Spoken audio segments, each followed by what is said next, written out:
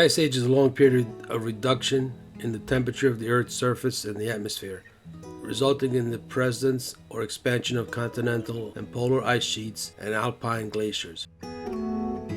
Earth's climate alternates between ice ages and greenhouse periods, during which there are no glaciers on the planet. Earth is currently in an ice age called Quadrant glaciation. Individual pulses of cold climate within the ice age are termed glacial periods. An intermittent warm period within the ice age are called interglacial or interstadials. The term ice age is defined by the presence of extensive ice sheets in the northern and southern hemisphere. By this definition, the current Holocene period is an interglacial period of an ice age. The accumulation of anthropogenic greenhouse gases is projected to delay the next glacial period. There have been 5 or 6 major ice ages in the history of the Earth over the past 3 billion years. The late Cenozoic Ice Age began 34 million years ago. Its latest phase being the Quadrant glaciation, in progress since 2.58 million years ago. Within the ice ages, there exist periods of more severe glacial conditions and more temporal conditions, referred to as the glacial periods and the interglacial periods. The Earth is currently in such interglacial period, with the last glacial period of the Quadrant having ended approximately 11,700 years ago. The current interglacial is known as the Holocene epoch, based on the climate proxies paleoclimatologist that study the different climate stages originating from the glaciations. The third ice stage, and possibly the most severe, is estimated to have occurred from 720 to 635 million years ago, in the Neoproterozoic era, and it has been suggested that it produced the second snowball Earth, i.e. a period during which the Earth was completely covered in ice. It has also been suggested that the end of the second cold period was responsible for the subsequent Cambrian explosion, a time of rapid diversification of the multicellular life during the Cambrian period. The hypothesis is still controversial, though it is gaining credence among researchers as evidence in its favor has mounted. A minor series of glaciations occurred 460 to 430 million years ago, and there have been extensive glaciations from 350 to 289 million years ago. The late Cenozoic Ice Age has seen extensive ice sheets in Antarctica for the last 34 million years.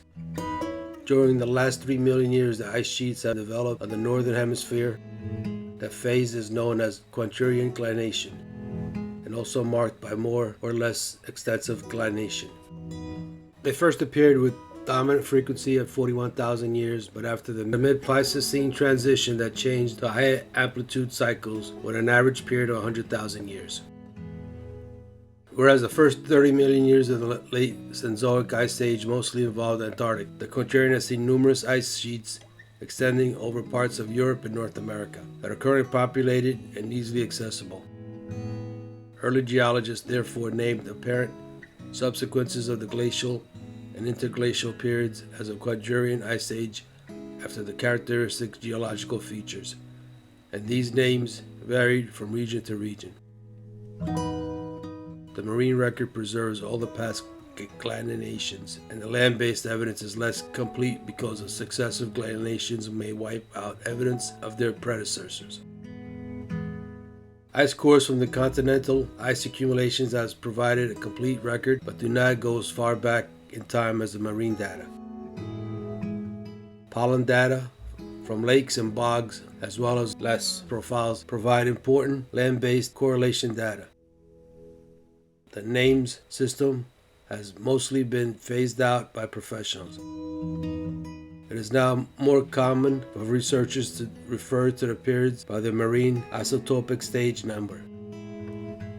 For example, there are 5 Pleistocene glacial interglacial cycles recorded in the marine sediments during the last 500,000 years, but only 3 classic glacials were originally recognized on land during the period: Idel, Reese, and Worm.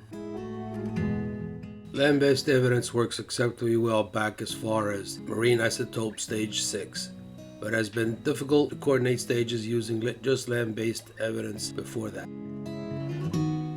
Hence, the names system is incomplete. The land-based identification of ice ages previous to that are somewhat conjecture. Nonetheless, land-based data is essentially useful in discussing landforms and correlating the known marine isotope stages with them. Based on past estimates for interglacial duration of about 10,000 years, there was some concern in the 1970s that the next glacial period would be imminent. Human impact is now seen as possibly extending what would already be an unusually long warm period. Ice ages go through periods of cycles of 100,000 years, but the next one may be avoided due to human carbon dioxide emissions.